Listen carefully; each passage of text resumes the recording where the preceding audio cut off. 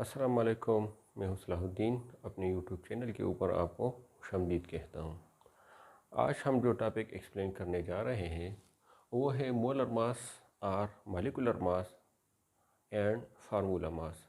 That what are molar and formula mass and how we can calculate molar mass और molecular mass and formula मास।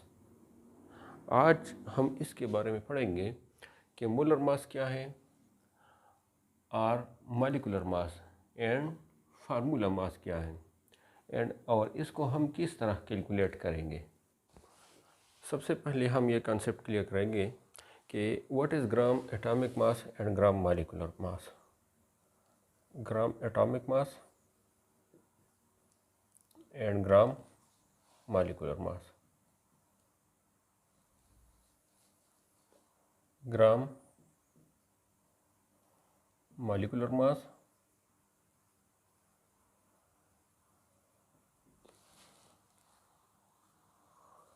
पहले इस concept को clear कर लेते हैं कि ग्राम एटॉमिक मास किसे कहते हैं और ग्राम मॉलिक्यूलर मास किसे कहते हैं। Let us consider one atom of carbon and one molecule of water H2O। हम कंसिडर कर लेते हैं कि कार्बन का एक एटम है इधर पर और यहाँ पर वाटर का एक मॉलिक्यूल है। पिछले लेक्चर में हमने रिलेटिव एटॉमिक मास के बारे में पढ़ा था कि रिलेटिव एटॉमिक मास को हमने तफसील से पढ़ा था कि रिलेटिव एटॉमिक मास किसे कहते हैं और उसके बारे में हमने तफसील से वो एग्जाम्पल भी सॉल्व कर ली थी। अब रिलेटिव एटॉमिक मास, कार्बन का रिलेटिव एटॉमिक मास हमने लिया था 12 AMU, 12 atomic mass unit. And relative atomic mass of water molecule is 18 units of carbon और 18 AMU। इसकी जो 18 AMU यूनिट्स थी, रिलेटिव एटॉमिक मास था, ये हमने रिलेटिव एटॉमिक मास की रिलेटिव एटॉमिक मास की एक्सप्लेनेशन में बताई थी कि 18 इसका रिलेटिव एटॉमिक मास किस तरह आता है। Relative atomic mass of water is 18 and relative atomic mass of carbon is 12। अब ग्राम एटॉमिक मास किसे कहते हैं? अगर हम atomic mass of relative atomic mass of carbon को रिप्रेजेंट करें ग्राम में तो इसको ग्राम एटॉमिक मास कहेंगे। For example relative atomic mass of carbon था 12 AMU। अगर AMU की जगह हम रिप्लेस करें ग्राम, AMU को हम रिप्लेस करें किस चीज़ से? ग्राम से, तो ये बन जाएगा gram atomic mass. For example अगर हम 12 ग्राम लिखे यहाँ पर, AMU को रिप्लेस करें ग्राम के साथ, तो इसको हम कहेंगे gram atomic mass of carbon. इसी तरह वाटर का रिलेटिव एटॉमिक मास है 18 AMU। अगर इसको भी हम रिप्लेस करें, AMU को अगर हम रिप्लेस करें ग्राम के साथ, तो इसको भी हम कहेंगे ग्राम मॉलिक्यूलर मास 18 ग्राम। तो ये बन जाएगा gram molecular mass of water. Gram molecular mass किस तरह? ये एक मॉलिक्यूल है वाटर का, इसलिए इसकी मास को हम मॉलिक्यूलर मास कहेंगे। जबकि एक कार्बन का एक ही एटम है तो उसकी मास को, तो कार्बन की मास को हम एटॉमिक मास कहेंगे। इसी तरह कार्बन का ग्राम एटॉमिक मास बन गया 12 ग्राम और वाटर का ग्राम मॉलिक्यूलर मास बन गया 18 ग्राम। अगर हम इसको रिलेटिव एटॉमिक मासेस को रिप्रेजेंट करें ग्राम में, वह मॉलिक्यूलर मास हो और एटॉमिक मास हो, इसकी रिप्रेजेंटेशन अगर हम ग्राम में करें तो इसको हम कहेंगे molar mass. Molar mass. Molar mass of carbon is 12 gram, while molar mass of water molecule is 18 gram. So this इस 18 ग्राम को हम मोलर मास B कहेंगे, मोलर मास ऑफ वाटर।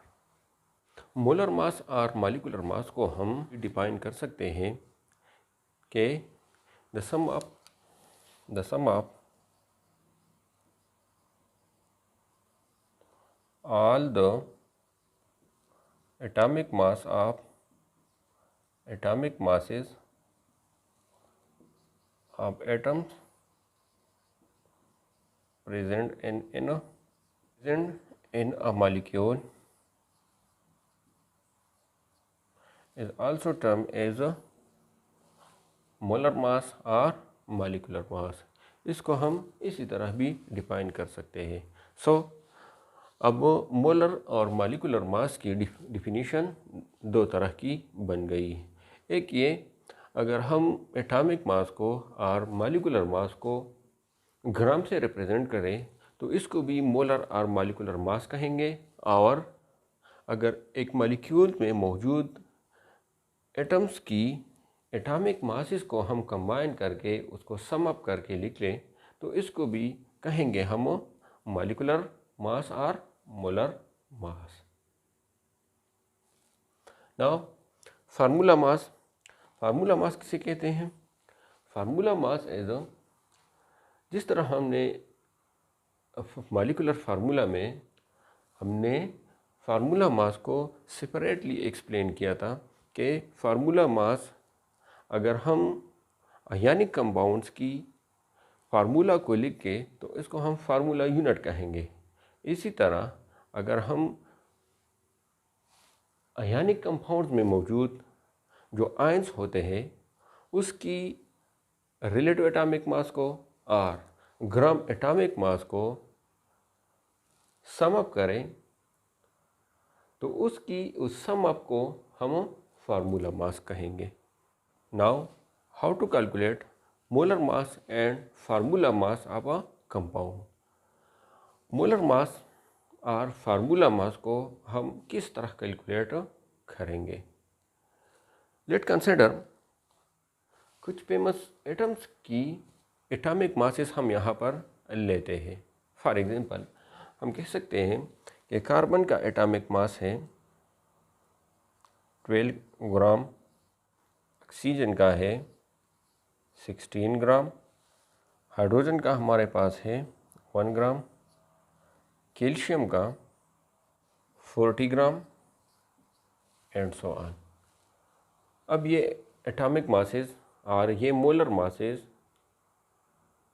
हमें किस तरह मालूम होंगे कि इस कार्बन की 12 ग्राम को हमने कहाँ से लिखी है? यहाँ पर किस तरह हमें पता चला कि ऑक्सीजन की ग्राम एटॉमिक मास जो है वो 16 ग्राम है और हाइड्रोजन की जो ग्राम एटॉमिक मास है वो 1 ग्राम है। एलिमेंट्स की ग्राम एटॉमिक मासेस का पता हमें पीरियोडिक टेबल से लग सकता है।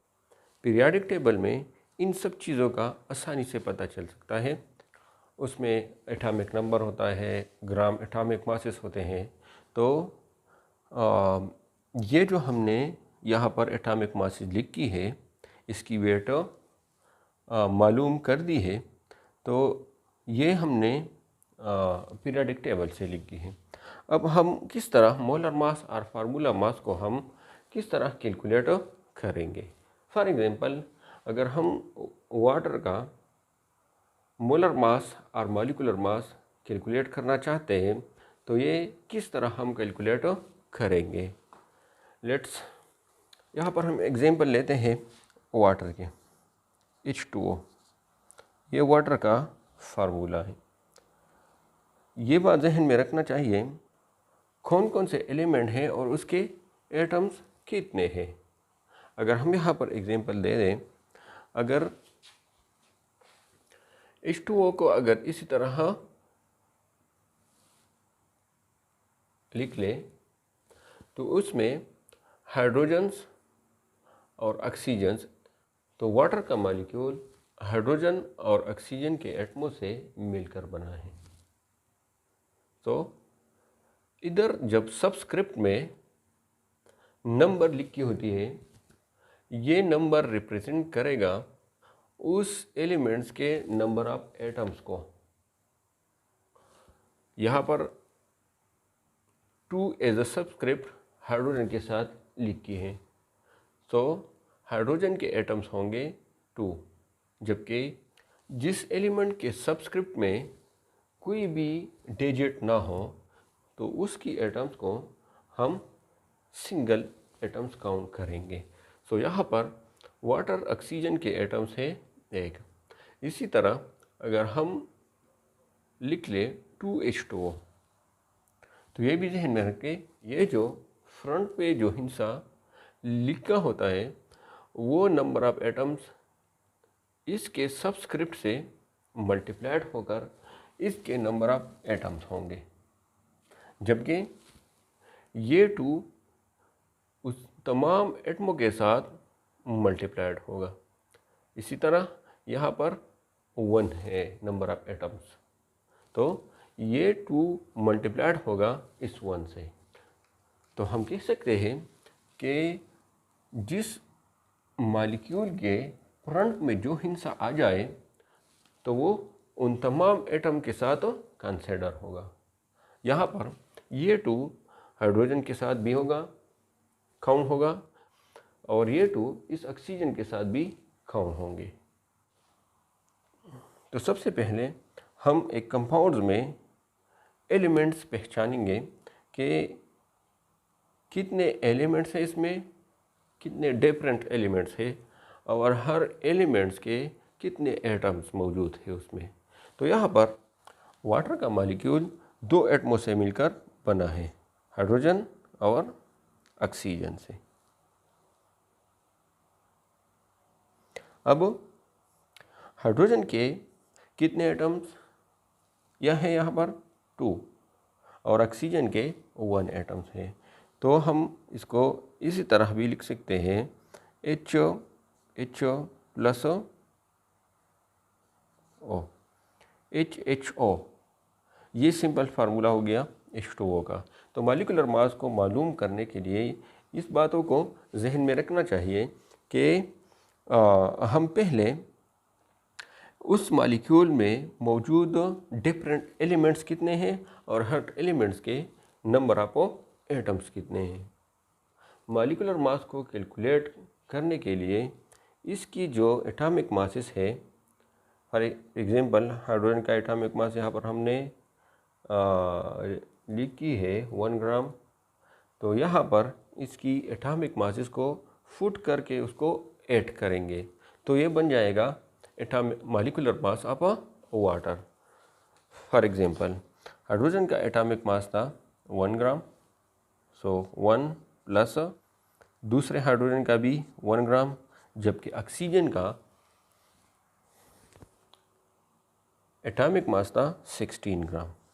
सो इसको ऐड करके ये बन जाएगा 18 ग्राम। सो वाटर का मॉलिक्यूलर मास बराबर होगा 18 ग्राम का। दूसरा एग्जांपल हम लेते हैं ऑक्सीजन मॉलिक्यूल का। ऑक्सीजन के मॉलिक्यूल में ऑक्सीजन के 2 एटम्स हैं, 1 ऑक्सीजन एंड अनदर ऑक्सीजन। तो ये ऑक्सीजन का मॉलिक्यूल ऑक्सीजन के 2 एटमों से मिलकर बना है। तो इसकी मोलर मास को हम किस तरह कैलकुलेट करेंगे? पहला ऑक्सीजन का जो एटॉमिक मास है उसको फुट करेंगे यहाँ पर, जबकि दूसरे ऑक्सीजन का जो एटॉमिक मास है उसको यहाँ पर फुट करके उसको ऐड करेंगे। फॉर एग्जांपल ऑक्सीजन का एटॉमिक मास जो हमने पीरियोडिक टेबल से मालूम की थी वो है 16, जबकि दूसरे ऑक्सीजन का एटॉमिक मास भी है 16। तो ऑक्सीजन का मॉलिक्यूलर मास बन गया 18 ग्राम। इस पॉइंट को नोट कर ले कि ऑक्सीजन का एटॉमिक मास है 16 ग्राम, जबकि इसका मॉलिक्यूलर मास है 32 ग्राम। नाउ एक अनदर एग्जांपल लेते हैं कार्बन डाइऑक्साइड मॉलिक्यूल के। फर्स्टली हम इसमें यह मालूम करेंगे कि कौन कौन से एलिमेंट्स इसमें मौजूद हैं और हर एलिमेंट्स के कितने एटम्स हैं। तो अगर हम सिंबल को देख ले तो यहाँ पर कार्बन डाइऑक्साइड का मॉलिक्यूल कार्बन और ऑक्सीजन से मिलकर बना है। कार्बन का एक एटम जबकि ऑक्सीजन के 2 एटम्स मौजूद है कार्बन डाइऑक्साइड के मॉलिक्यूल। इसको अगर हम सिंप्लीफाई करें, carbon plus oxygen plus oxygen, oxygen के 2 एटम्स मौजूद है यहाँ पर। अब इसकी वैल्यू जो है, इसकी जो एटॉमिक मासेस है उसको फुट करके कार्बन का वो एटॉमिक मास था 12, जबकि ऑक्सीजन का 16 ग्राम और दूसरे ऑक्सीजन का भी 16 ग्राम, ये बन गया 44 ग्राम। सो कार्बन डाइऑक्साइड का मॉलिक्यूलर मास जो अभी हमने कैलकुलेट की वो बन गया 44 ग्राम। सो मॉलिक्यूलर मास और मोलर मास को हम इसी तरह कैलकुलेट कर सकते हैं।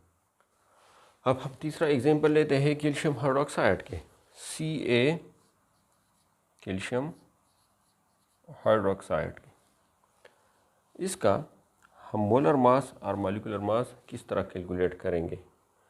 तो यहाँ पर जो हमने एक्सप्लेनेशन की थी ये भी उसी की एक खड़ी है। यहाँ पर जो 2 एज अ सब्सक्रिप्ट लिखी हुई है ये सिर्फ काउंट होगा इस हाइड्रोजन और ऑक्सीजन के साथ। इस ऑक्सीजन और हाइड्रोजन के एटॉमिक मासेस के साथ इससे मल्टीप्लाइड करेंगे। तो इसकी जो वो है मॉलिक्यूलर मास है उसको हम किस तरह कैलकुलेट करेंगे कि calcium plus oxygen plus hydrogen, जबकि इसको पेरेंथेसिस में रखकर 2 को मल्टीप्लाइड करेंगे। सो कैल्शियम का अगर हम इसमें वैल्यू को पुट करें, इसकी एटॉमिक मास को पुट करें तो कैल्शियम का एटॉमिक मास है 14 प्लस ऑक्सीजन का बन गया 16 एंड हाइड्रोजन का बन गया 1 multiplied by 2। So 40 plus 16 plus 1 ये बन गया 17 मल्टीप्लाइड बाय 2। सो 40 प्लस 17 ये बन गया 34। 40 एंड 34, तो कैल्शियम हाइड्रोक्साइड का मॉलिक्यूलर और मोलर मास बन गया 74 ग्राम। मोलर मास बन गया कैल्शियम हाइड्रोक्साइड का। सिंपली हम ये कह सकते हैं कि हम तमाम मॉलिक्यूल्स की मोलर मास आसानी से कैलकुलेट कर सकते हैं अगर उस मॉलिक्यूल में मौजूद तमाम एटमों की एटॉमिक मास को सम अप करके। सो आज के लिए इतना ही। अगर इस टॉपिक में कोई क्वेश्चन हो और सजेशन हो तो कमेंट सेक्शन में ज़रूर बता दीजिए। अपना ख्याल रखिएगा। अल्लाह हाफिज़।